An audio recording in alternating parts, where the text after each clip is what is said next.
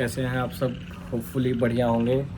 तो आज की जो मैं वीडियो लाया हूँ ये रिगार्डिंग है कि थर्ड ऑफिसर का क्या काम होता है। तो शिप पे सबको पता है एक थर्ड ऑफिसर रैंक होती है। ऑफिसर में सबसे पहली रैंक होती है कैडेट के बाद। डेक कैडेट, जब आप प्रीसी ट्रेनिंग करने के बाद डेक कैडेट में ज्वाइन करते हो, उसके बाद जब एग्ज़ाम क्लियर हो जाता है तो पहले आपको थर्ड ऑफिसर रैंक में ज्वाइन करना होता है। तो उसका मैं जॉब के बारे में बताऊंगा कि उसका क्या जॉब होता है एंड उसकी थोड़ी सी सैलरी के बारे में डिस्कस करेंगे और उसका क्या प्रोसीजर है, ये सारा कुछ मैं आपको वीडियो में बताऊंगा।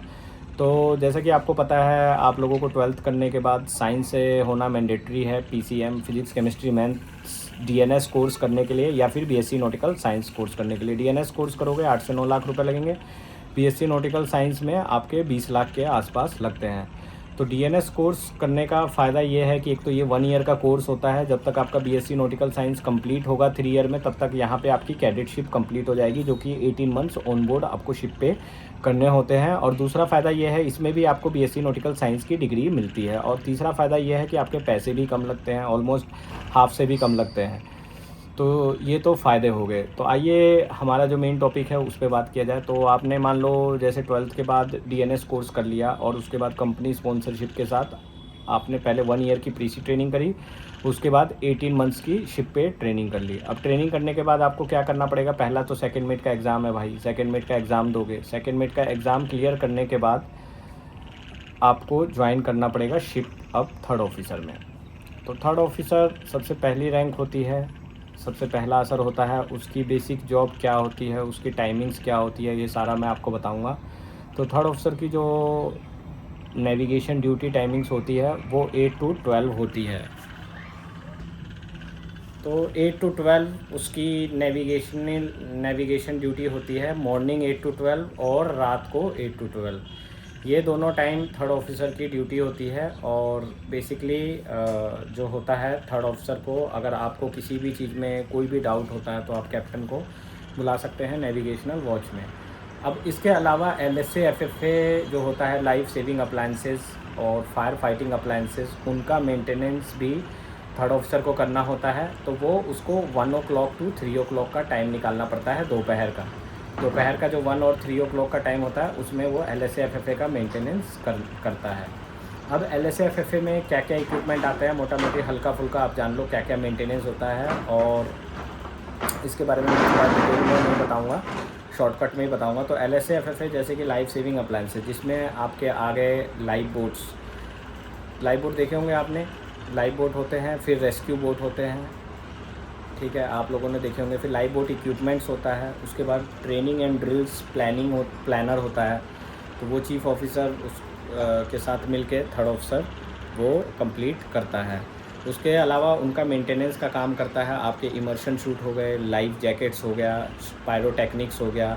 तो ये सारा कुछ जो आता है ये थर्ड ऑफिसर के मेंटेनेंस में आता है। इसका पीएमएस होता है, मतलब इनके टेस्ट चेक्स होते हैं, जैसे कि डेली चेक्स हो गए, कुछ वीकली चेक्स होते हैं, कुछ मंथली चेक्स होते हैं, कुछ 3 मंथली चेक्स होते हैं, कुछ 6 मंथली, कुछ ईयरली और कुछ 5 ईयरली, इस तरीके से होते हैं। तो ये सारा कुछ आपको कंपनी का जो प्रोसीजर है, एसएमएस है, वहाँ जाओगे तो उनके मेंटेनेंस मैनुअल में एलटीएम करके जो लाइफ सेविंग का जो ट्रेनिंग मेंटेनेंस मैनुअल है, वहाँ पे आपको इसका पीएमएस का डिटेल मिल जाएगा। और आजकल कंपनियों ने सॉफ्टवेयर भी खोल लिए हैं। ठीक इसी तरीके से एफएफए के भी जो एफएफए होते हैं, फायर फाइटिंग अप्लायंसेस, जैसे कि फायर एक्सटिंग्विशर्स हो गया। इसके अलावा आपके एससीबीए हो गए, सेल्फ कंटेन्ड ब्रीथिंग अपरेटर्स, जो आपने देखा होगा एक सिलेंडर लगा रहता है और मास्क पहन के जो जाते हैं। इसी तरीके से ईवीडी होता है।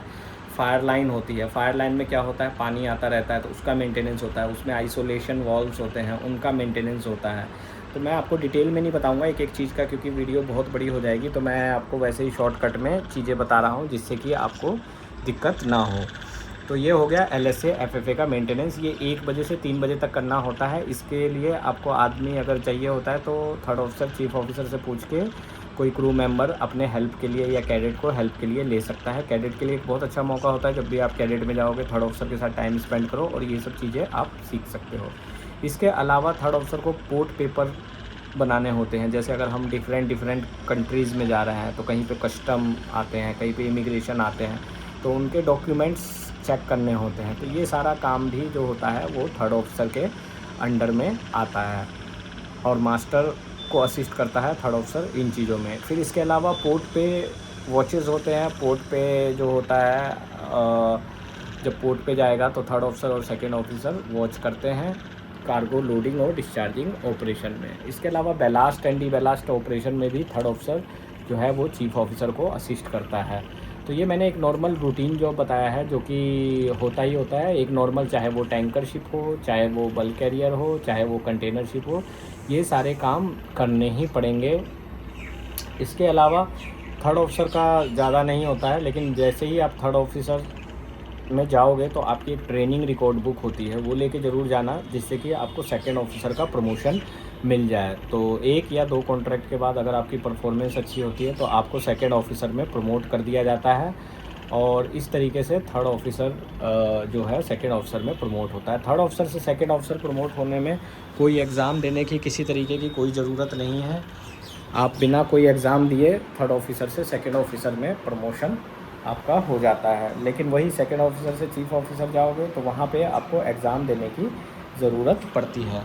तो होपफुली यहाँ पे आपके थोड़े बहुत डाउट क्लियर हो गए होंगे। एंड वेदर तो बहुत ही ख़राब है। मैं बाहर बैठ के वीडियो बना रहा था, फिर मुझे अंदर आना पड़ गया क्योंकि बारिश का मौसम है और बारिश के मौसम में आप लोगों को पता है बहुत डिफ़िकल्ट हो जाता है।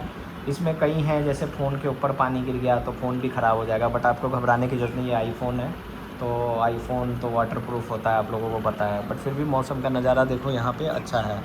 अब ये एक बिल्डिंग है, इसको प्रिंसी ट्रेनिंग की बिल्डिंग मत समझ लेना, ये हमारे यहाँ घर के पीछे का बालकनी का नज़ारा है। तो गाइज़ होपफुली आपको ये वीडियो में